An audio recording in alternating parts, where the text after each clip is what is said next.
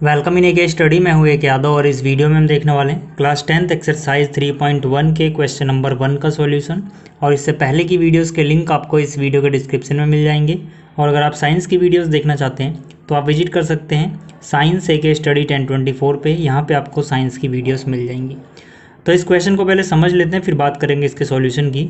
इस क्वेश्चन में हमसे बोला गया है, Aftab tales his daughter 7 years ago I was 7 times as old as you were then. Also 3 years from now I shall be 3 times as old as you will be. Represent this situation algebraically and graphically. मतलब कि जो आफ्ताब है वो अपनी daughter को बोलता है कि 7 साल पहले मैं तुमसे 7 गुनी आयु का था, लेकिन अब से 3 साल बाद मैं सिर्फ तुमसे 3 गुना आयु का रह जाऊंगा। अब जो ये सिचुएशन हमें बताई गई है इसको हमें रिप्रेजेंट करना है एल्जेब्रिकली और ग्राफिकली। मतलब कि इसमें हमें सॉल्व नहीं करना, सिर्फ हमें रिप्रेजेंट करना है। एल्जेब्रिकली मतलब इक्वेशन में एक्स वाई का यूज़ करके, और ग्राफिकली मतलब उसको ग्राफ पे प्लॉट करना है। तो यहाँ पर देखो, जब भी ऐसे एज वाले क्वेश्चन मिलते हैं तो सबसे पहले हम प्रेजेंट एज को एज्यूम करते हैं। तो मैंने यहाँ पे लिखा, let present age of Aftab is equal to x years. मतलब कि जो अभी वर्तमान की जो एज है, प्रेजेंट एज जो है आफ्ताब की, वो मैंने एक्स ईयर्स की मान लिया। इसके बाद मैंने लिखा है, let present age of his daughter is equal to y years. ठीक, मतलब कि जो उसकी बेटी है, उसकी डॉटर है, उसको मैंने मान लिया कि अभी उसकी उम्र वाई साल है। ठीक, अब यहाँ पर हमें 2 केस बताए गए थे। पहला केस था 7 years ago, मतलब 7 साल पहले। तो यहाँ पर मैंने हेडिंग डाली है 7 years ago। देखो, जो अभी x साल का है, 7 साल पहले वो कितने साल का रहा होगा?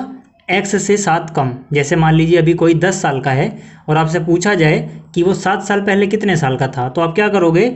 आप बताओगे 10 - 7 यानी 3 years का। मतलब जितने साल पहले की उम्र आपको बतानी है, आप प्रेजेंट एज में से उतने माइनस कर दोगे। अगर कोई अभी 20 साल का है और 7 साल पहले पूछा जाए तो आप 20 में से 7 माइनस करोगे, 14 बताओगे। इसी तरह से एज ऑफ आफ्ताब वाज, 7 साल पहले कितनी एज रही होगी? प्रेजेंट एज कितनी है? एक्स। 7 साल पहले जा रहे हैं तो 7 माइनस कर दो, यानी 7 साल पहले इसकी एज x - 7 years रही होगी। इसी तरह से जो इसकी डॉटर है, क्योंकि उसकी प्रेजेंट एज y years है, तो 7 साल पहले age of his daughter was y से 7 कम, यानी y - 7 years। ठीक, अब इसके बाद अकॉर्डिंग टू क्वेश्चन, मतलब क्वेश्चन के हिसाब से अगर हम बात करें तो 7 साल पहले जो कंडीशन दी गई है वो है कि आफ्ताब ने बताया कि जो उसकी एज थी वो 7 गुना थी, ठीक है, उसकी पुत्री से। तो मतलब क्या, आफ्ताब की एज कितनी थी 7 साल पहले? x - 7। ये कितने के बराबर थी? ये 7 गुने के बराबर थी। 7 टाइम्स मतलब 7 से मल्टीप्लाई कर दो। किसके 7 टाइम? उसकी बेटी की उम्र के। और उसकी बेटी कितनी की थी 7 साल पहले? y - 7 years की। तो ये जो मैंने लिखा है इसका मतलब क्या है कि ये क्या है? आफ्ताब की उम्र 7 साल पहले वाली, ये क्या है? उसकी बेटी की उम्र 7 साल पहले वाली, और ये क्या है? उसका 7 टाइम्स। तो आफ्ताब की एज 7 साल पहले उसकी बेटी की एज के 7 गुना थी। ठीक है, तो इसको मैंने यहाँ पर ये रिप्रेजेंट किया। अब इसको अगर मैं थोड़ा आगे सॉल्व करूँ तो x - 7 is equal to 7 × y कितना हो जाएगा? 7y। 7 × -7 माइनस का 49। तो x, और ऐसे ही रहने दो, x को एक तरफ, बाकी सबको एक तरफ लिखूँ अगर मैं, तो x is equal to 7y - 49 पहले से था, ये -7 प्लस में चला जाएगा। तो यहाँ से x की वैल्यू हो जाएगी 7y। अब देखो निशान अलग अलग हैं, 49 माइनस का, 7 प्लस का, अलग अलग निशान है तो घटाओगे तो कितना बचेगा? 42। और निशान उसका लगता है जिसमें से घटाया है, तो 49 में से घटाया तो 49 के आगे माइनस है। तो x is equal to 7y - 42। ठीक है, इसको बोल देते हैं इक्वेशन नंबर 1। ठीक है, ये इक्वेशन 1 आ गई। एल्जेब्रिकली तो एक इक्वेशन हमने रिप्रेजेंट कर दी। अब बात करेंगे केस 2 की। ठीक है ना, केस 2 में क्या बोला था उसने कि 3 साल बाद, केस 2 में था 3 years फ्रॉम नाउ, यानी कि 3 साल लेटर, 3 साल बाद। तो इसकी बात करते हैं। तो देखो यहाँ पर मैंने लिखा है 3 years लेटर, मतलब 3 साल बाद की हम बात करेंगे। अब age of Aftab will be, age of Aftab कितनी हो जाएगी? अभी एज कितनी है? x ईयर की है। 3 साल बाद मतलब 3 ज़्यादा हो जाएगी बे x से। जैसे जो भी 20 साल का है, आपसे पूछा जाए कोई 3 साल बाद वो कितने का होगा, तो आप 20 + 3 यानी 23 साल बताओगे। इसी तरह से अगर जो भी x साल का है वो 3 साल के बाद x प्लस 3 ईयर्स का हो जाएगा। और उसकी बेटी अभी y साल की है तो age of his daughter will be y plus 3। ठीक, यहाँ पर भी हम लिखेंगे अकॉर्डिंग टू क्वेश्चन। क्वेश्चन के हिसाब से क्या बोला गया था कि जो उसकी एज होगी यानी कि जो 3 साल बाद आफ्ताब की एज होगी वो बराबर होगी 3 टाइम्स, यानी 3 से मल्टीप्लाई करेंगे उसकी जो बेटी की उम्र होगी 3 साल बाद वो। तो उसकी बेटी की उम्र कितनी, y प्लस 3, इसका 3 टाइम्स करोगे ये इसके बराबर होगी। तो यहाँ से x plus 3 is equal to 3 into y, 3y हो गया, 3 3 जा 9 हो गया। तो x की अगर मैं वैल्यू निकालूं तो x is equal to 3y अपनी जगह रहेगा, ये 3 माइनस में जाएगा, 9 में से 3 घटाओगे कितना बचेगा, 6 बचेगा। तो इसको बोल देते हैं इक्वेशन नंबर 2। तो देखो जो पूरी सिचुएशन थी इसको मैंने एल्जेब्रिकली रिप्रेजेंट कर दिया है, ये पहली इक्वेशन ये दूसरी इक्वेशन, क्योंकि हमें यहाँ पे भी सॉल्व नहीं करना है सिर्फ रिप्रेजेंट करना है, तो एल्जेब्रिकली रिप्रेजेंट करने का काम पूरा हो गया। अब हम क्या करेंगे, इसको ग्राफिकली रिप्रेजेंट करेंगे, मतलब इसका ग्राफ बनाना है। तो ग्राफ बनाने के लिए मैं नेक्स्ट पेज पे इन दोनों इक्वेशन को कॉपी कर रहा हूँ ताकि मैं सॉल्व कर सकूँ, ठीक है, अलग अलग पॉइंट्स के लिए। आप देखो मैंने इक्वेशन 1 एंड इक्वेशन 2 इस पेज पे कॉपी कर लिया है और यहाँ पर बॉक्स बना लिए हैं जिसमें मैं सॉल्यूशंस लिखूंगा। हम क्या करेंगे, यहाँ पर y की अलग अलग वैल्यू पुट करेंगे, उस हिसाब से हमें x की अलग अलग वैल्यू मिलती जाएंगी। आप कुछ भी पुट कर सकते हो, आपकी मर्जी है। तो मैंने अब लिखा put y is equal to, ठीक है, y इज इक्वल टू मैं यहाँ पुट कर रहा हूँ 5, ठीक है। अगर मैं 5 पुट करूँ तो x की वैल्यू कितनी आएगी, 7y, सॉरी y की जगह 7 इंटू में y की जगह 5 माइनस में 42, तो 7 5 जा 35 माइनस में 42, निशान अलग अलग घटाएंगे तो कितना बचेगा, माइनस का 7। तो x की वैल्यू आई -7 और y हमने पुट किया 5, ठीक है। आप कुछ भी पुट कर सकते हो, आपकी मर्जी है। तो यहाँ पर फिर से मैंने पुट किया, put y is equal to 6। अगर मैं y को 6 पुट करता हूँ तो x की क्या वैल्यू आएगी, 7 इंटू में 6, क्योंकि यहाँ पर 7 के बाद y था, 7y माइनस में 42, तो 7 6 जा 42 माइनस 42 यानी कि 0। तो x की वैल्यू 0, यानी x की वैल्यू 0 आएगी जब हमने y को 6 पुट किया।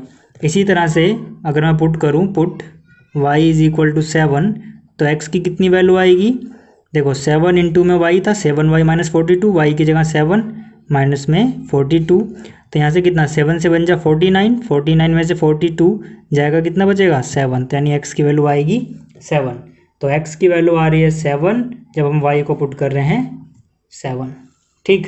तो ये सारा मैंने यहाँ पर नोट कर लिया। इसी तरह से जो सेकंड इक्वेशन है इसको भी हम पॉइंट्स निकालेंगे ताकि ग्राफ पे प्लॉट कर सकें। तो यहाँ भी आप कुछ भी पुट कर सकते हो। तो मैं यहाँ पे पुट कर रहा हूँ, put y is equal to 0। अगर मैं y को 0 पुट करूँगा तो x इज इक्वल टू कितना हो जाएगा, देखो यहाँ पर 3y प्लस 6 है, तो 3 इंटू में y था, y की जगह 0 पुट करना है, प्लस में 6, 3 इंटू 0 0 हो गया, प्लस में 6 है यानी x की वैल्यू 6 आ जाएगी। तो x की वैल्यू 6 आई, y की वैल्यू हमने पुट करी 0। अब मान लो मैं यहाँ पर पुट कर देता हूँ y इज इक्वल टू -1, तो यहाँ से x की वैल्यू कितनी 3, y था, y की जगह -1 प्लस में 6, ठीक है। यहाँ पे y की जगह मैंने -1 पुट किया, तो 3 इंटू -1 -3 प्लस 6 यानी कितना आ जाएगा 3। तो x की वैल्यू कितनी आई, x की वैल्यू आई 3 और y की वैल्यू हमने पुट करी थी -1। इसी तरह से अगर मैं 1 पुट करूँ, put y is equal to 1, तो x की वैल्यू कितनी हो जाएगी 3 इंटू 1 प्लस 6, यानी कि 3 बन जाए 3 प्लस 6 यानी कि 9। तो x की वैल्यू 9 आई जब मैंने y को 1 पुट किया, तो y को 1 पुट किया, x की वैल्यू आई 9।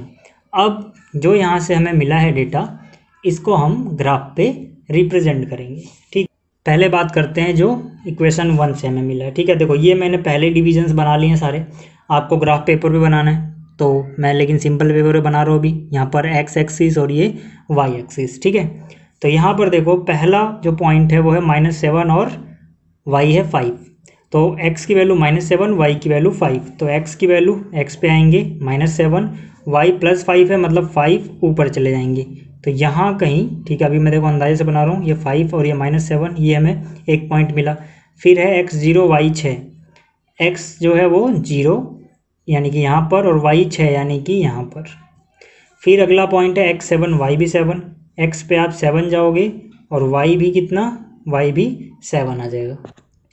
तो यहाँ से x 7 और y 7 मतलब यहाँ कहीं आ जाएगा, ठीक है। तो ये तीसरा पॉइंट हो गया। तो ये तीनों पॉइंट जो हैं हम क्या करेंगे, इनको मिला देंगे।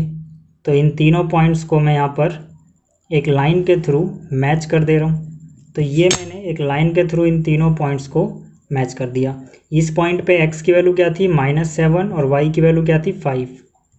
इस पॉइंट पे x की वैल्यू 0 और y की वैल्यू 6। इस पॉइंट पे x की वैल्यू 7 और y की वैल्यू भी 7, ठीक है। तो पहली इक्वेशन हो गई। इस पे हम इक्वेशन का नाम भी लिख देंगे, मतलब इक्वेशन लिख देंगे। इक्वेशन क्या है, x = 7y - 42। इसी तरह से जो दूसरी इक्वेशन है इसकी बात करते हैं। इसमें पहले x 6 y 0, x कितना 6 y 0 मतलब x एक्सिस पे ही होगा। दूसरा है x 3 y - 1, x पे कितना जाना है 3, y - 1 मतलब नीचे। फिर क्या है x 9 y + 1, तो x पे 9 गए, y पे क्या +1 मतलब ऊपर चले जाएंगे, ठीक।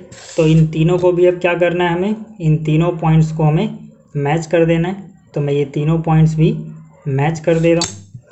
तो ये दूसरी इक्वेशन जो थी इसको ग्राफ पे बना दिया हमने। ये पॉइंट क्या था, ये पॉइंट था 6, 0। ये पॉइंट क्या है, x कितना है 3, y कितना है -1, और ये पॉइंट क्या है, x है 9, y है +1। इस इक्वेशन पे भी लिख दो क्या ये मतलब लाइन पे x = है ये 3y + 6। तो ये ग्राफिकली रिप्रेजेंट हो गया। और थोड़ी देर पहले जो दिखाया था वो एल्जेब्रिकली था, जहाँ पे मैंने आपको 2 इक्वेशन दिखाई थी। तो उम्मीद आपको इक्वेशन समझ में आया होगा। जल्दी मिलते हैं अगली वीडियो में।